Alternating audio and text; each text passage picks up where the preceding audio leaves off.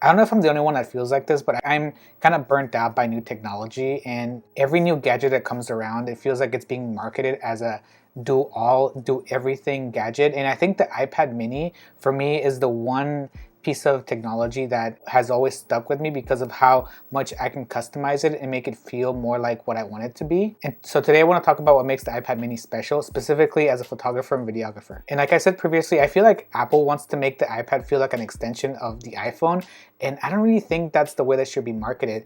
I think the way that the iPad really shines is to make it really useful for very specific things. So for example, for my iPad mini, I keep it super simple. I don't have my email on here. I don't have text messages. I try to wipe anything that's social media. So I don't have like Threads or Instagram. I have none of that. The only thing I have that's like relatively close to social media is YouTube, because I like to watch YouTube videos. So besides that, my iPad is primarily to make things and to like consume like media, like movies and TV shows or books. I listen to a lot of audiobooks. The way that I have the iPad mini set up is to set it up to where it's like one page only, and everything else that I have here is kind of in this like app library. So what I do is utilize shortcuts paired with focus modes to kind of make my iPad setup to be as minimal as possible. So if you see here in the top of my dock here, there's two different buttons, one that's called entertainment and one that's called create. So right now this actual screen is for just of my creative apps, like my lights, the monitor and control app for my Sony cameras, and different apps that I can use to transfer photos from my cameras to the iPad. But I have been toying around with different apps to kind of phase out of the Lightroom ecosystem, just because I'm not a big fan of the subscription model. So like I said, it's super simple. The dock down here, it never really changes. But up here, this is kind of how it happens. So for example, right here, again, I'm on my Create tab. And if I click on this, it changes into a different screen altogether. And that's just all my streaming apps. So that's basically like all the apps I use for the iPad. And for my iPad, I like to keep things super simple because I don't like to get distracted. So by having two different screens to have different purposes, it kind of allows me to stay focused on using the iPad for what I'm using it at the moment. And again, if you click back onto Create, it switches back into like all my creative apps, like again, my lights and my monitor app. And to break down all the different apps that I use, the Harlow app is obviously for my lights, and it's really easy to control of my lights with this. It's super simple. I have like my key light here, like I can turn it off, turn it back on, makes it super simple. I also have a different light to kind of light up the background a little bit. So like this is like super simple things and more niche things. Not everybody has like Harlow lights, but a lot of like Amaran lights, like they have different apps where you can use to kind of use for lighting things. Like I use lights for events, so it's really useful to have that on my iPad and on my phone. But the other app that I use mostly is the monitor and control app for my Sony cameras. And I'm actually using it right now, so I can show you, this is what my setup looks like right now. For example, my Sony FX30 is right there. I'm using the iPad Pro that I've had since 2018. So like, I'm not trying to sell you an iPad mini, but the iPad mini is the one I use the most for. So like this usually is for my kid to watch shows if we're traveling or something like that.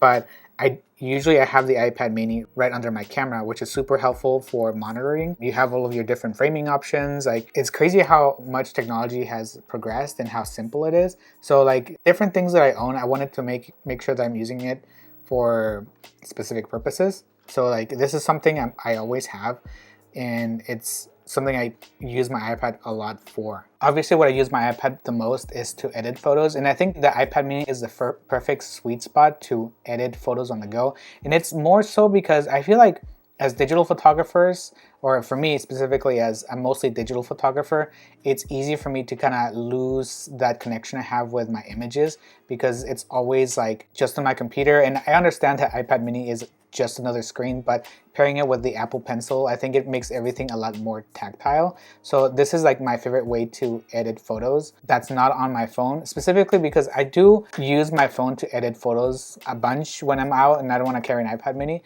But I don't know what it is, but the iPhone gets really hot when you're using Lightroom. So like it really makes the whole process a lot more annoying. For the iPad mini, you can transfer all of your images with various apps, and every major camera manufacturer has an iPad mini or an iPhone app that you can use to transfer images, RAWs or JPEGs, but I find the whole process a little clunky and not my most favorite way to do it. I will do it if I forget like my SD card reader, but ideally this is what I use to transfer my images. I mean, these things are very inexpensive. They're like $10 and you can, carry this around very easily. So that's primarily the way I transfer images, and I'll kind of show you how easy the process is if you're not using an iPad already.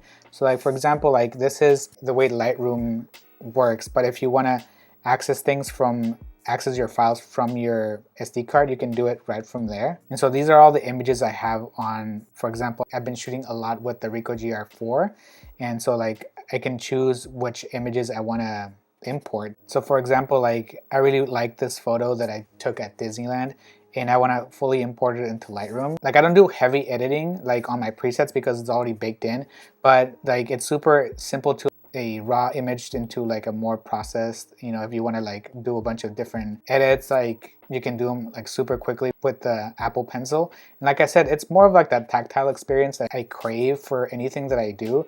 And so even like adjusting like the white balance or the exposure or anything like that, like it makes everything a lot more enjoyable by doing it like with an Apple Pencil. But you still have most of the different features that you get with like regular Lightroom. So you can do all your different curves. So like it's still really nice to be able to do all of this right into a bigger screen. Like I think this, like I said, I think this iPad is like the sweet spot of form and function because it's not super big, but it's still bigger than a phone.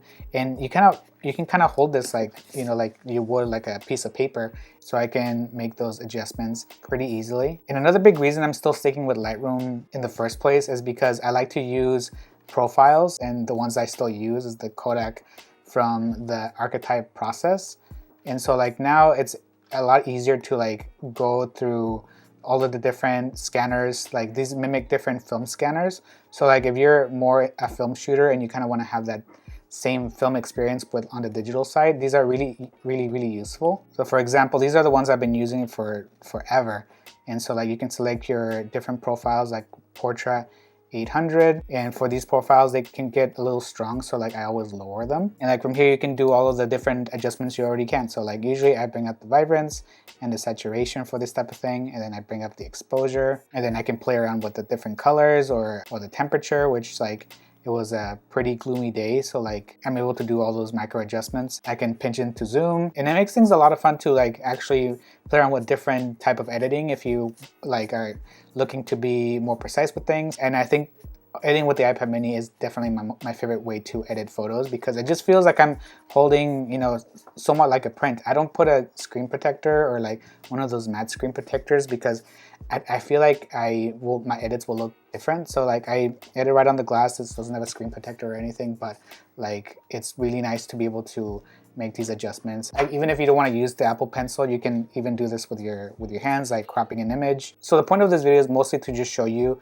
ways you can utilize technology and kind of simplify it to work for you rather than to like be bombarded with notifications and different things that you can use your iPad for. If there's an app you want, you can probably find it. But I think the beauty of technology is that you can put certain constraints and boxes around it to kind of fulfill those needs that you want. So for me, the iPad mini is an essential part of my photography workflow because I am kind of always on the go because I am a parent. So anytime I can find to take photos and to edit them, it really goes a long way to kind of feel creatively inspired all the time. So like by putting a box around or restraints around the iPad mini, I feel like it really shines and it lets me be more creative without feeling like I'm being bombarded by notifications or pulling me into different directions and making me feel like I'm kind of drowning in notifications and social media. So yeah, I love using the iPad mini, but if you have any other experience with the iPad mini or you have any questions, please leave them in the comment section below, and I'll see you next time.